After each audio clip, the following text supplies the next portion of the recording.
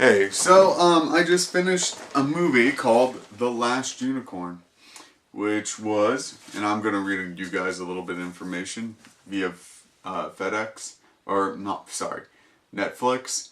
It was based on Peter Beagle's novel. This animated tale follows a unicorn who believes she's the last of her species and is searching high and low for someone just like her. All the while, she must avoid the evil Red Bull, who believes to be the one who killed off the rest of the king of her kind. Along the way, she discovers and is harassed and, is imprisoned, but finally finds solace in a magician and a knight named Prince Lear. Anyway, so that's kind of just the basic information. Uh, the reason why I wanted to see this movie in the first place is because there's a techno song based off it, but I think something groove. Anyway, somebody told me at a party that it actually was made based off a movie that was based off a book that she read way earlier in life, and I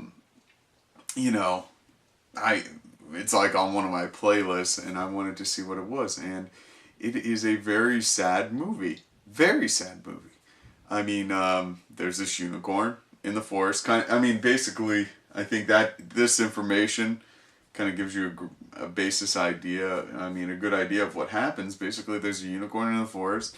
It thinks it's the last one because it hears it from some hunters. So she goes and looks for another unicorn. Well, she basically is wandering around just looking randomly. People evidently can't see unicorns anyway. Anyway, looking everywhere and gets imprisoned temporarily by, I guess, a traveling circus is the best way to describe it. Then she sets all the creatures they've trapped free and runs off with the magician, who kind of helps her out of her situation. She's entrapped in a cage there. She wanders around a while. They run into, well, the magician ends up getting stuck with bandits, I guess is what you call them, or roadmen, I guess. And basically, she comes and uses magic to help his magic free them, and they take off together, and they're trying to find this Red Bull, which they've heard through stories is basically something that's captured all the unicorns, and they figure out it's in this one kingdom. So they go looking for this one kingdom, and they finally find it. And basically, there's a woman, I guess I'll call her that. The magician and the unicorn end up there, and at this kingdom, and they basically want to find out why. Why is there a Red Bull, and there's randomly a Red Bull chases the unicorn towards the castle and the magician uses his magic, even though he's not a great magician, to turn her into a human. Well, she's very upset about this because she feels like she's dying. I mean, it's a very emo story. I mean, very sad story if you really think about it. Anyway, she goes and they end up entering the castle. The Red Bull stops chasing them after the unicorn shows up. I mean, turns into a human, and they meet the family that's in charge. King, I forget his name, and Prince Lear. And basically, the Prince Lear is smitten, I guess would be the term that English people would use in that time. And he goes and kills giants and dragons, and nothing seems to charm her. And basically, she slowly forgets who she is, and he falls in love with her, and then she falls in love with him, and you think that could be an ending, but no, it's not. Because she's the last unicorn, evidently. So she and the magician ends up solving this, figuring out how to get to the unicorns, and they have to solve all these riddles. They get through, and they end up basically beating this Red Bull because she loves him so much, the knight so much that she fights for him, and ends up driving the bull into the sea a little bit, which frees the unicorn somehow, who were trapped in the sea. In basically, they're freed, they run around, they're happy, everything's great. She gets transformed into a unicorn before that. Before they end up fighting the Red Bull. I forgot to mention that, sorry. And, so yeah.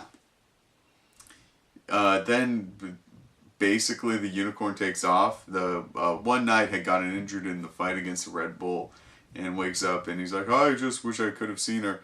And that's kind of how it ends. The magician ends up running off with the lady they met earlier. And, yeah. In my opinion, a very sad story. Very sad story. And seemingly it didn't need to be. I mean, I don't know. The animation quality, the drawers couldn't draw noses, I guess. I don't know. That'd be my complaint. The music's done by America. Randomly remember that. And the acting's not. I mean, the voice actress and the voice actors do a decent job, I'd say. I mean, there's not. It's an 80s movie, so, with that caveat, a pretty good movie as far as the animation and, voice quality and dubbing and all that. As far as the plot, it's an interesting concept for a plot, but I think that it leaves the reader wanting more, at least me. I mean, I don't think, yes, oh no, there's more unicorns. Yay. The other thing that it makes you ask throughout the movie is, why are unicorns so important? Why are they so special? They have a horn. I mean, a lot of things have horns. I don't know. I mean, it's like one of those things where they were immortal, but I mean, the worst part is at the very end of the movie, the unicorn's like, I'm the only unicorn that can regret. And it's like, oh, that's so sad.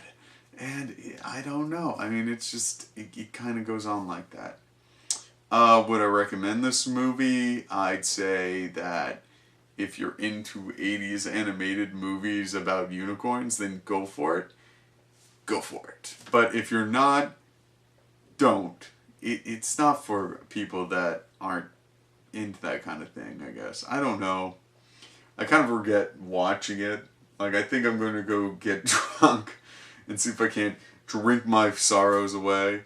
But yeah, it is what it is. I guess it's kind of like what you'd expect, is that it's a movie about the last unicorn. It's an 80s movie, so, it's fucking ridiculous. It was made in 1982. That's basically all the information I am going to give you today, because I have emptied all my knowledge of The Last Unicorn. The book is supposed to be better than the movie, I will say that. So if you've got time, you got the ability to read, maybe do that. If not, check it out if you're going to watch it. What would I give it personally as far as a rating? I think it did what it promised, but it didn't promise that much. I'd probably, as far as animated 80s movies go, I mean, I was born and kind of grew up in the 80s, so I don't know. I don't know what I'd give it, to be honest. I give it a 4 for effort, but I give it a 2 on ability to actually get its message across. So I guess an average of a 3, but I give it a 2 or a 2 plus, if you want to do ABC, Anyway, out of 5, 1 being the worst, 5 being the best. Anyway, I hope you've enjoyed this video. I'm sure I've rambled on way too long. Anyway, if you're going to check out the movie, I recommend getting it on Netflix, because It will show up. This movie actually took forever to show up. It was actually really slow on Netflix. It took like almost a month, actually. Anyway, I hope you've enjoyed this review. Subscribe, comment, rate, please. And, or if you want to. I mean, you don't have to. Or do you? Woo. Anyway, talk to you later. Bye.